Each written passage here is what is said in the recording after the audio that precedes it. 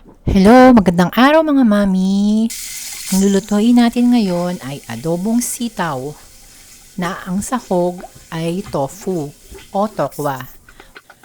Tokwa ang gagamitin natin ngayon mga mi dahil budget recipe ang ating lulutuin ngayon. Kaya tara, samahan nyo na ako magluto. Yung ganyang kasimpleng luto pero alam mo na masustansya at masarap.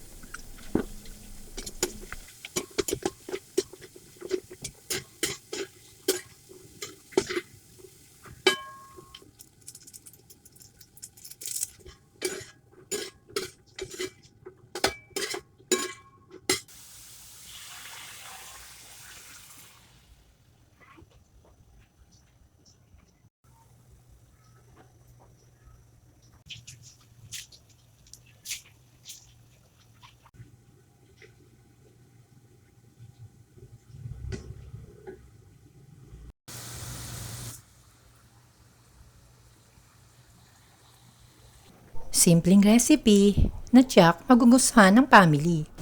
Kaya tara, kainan na!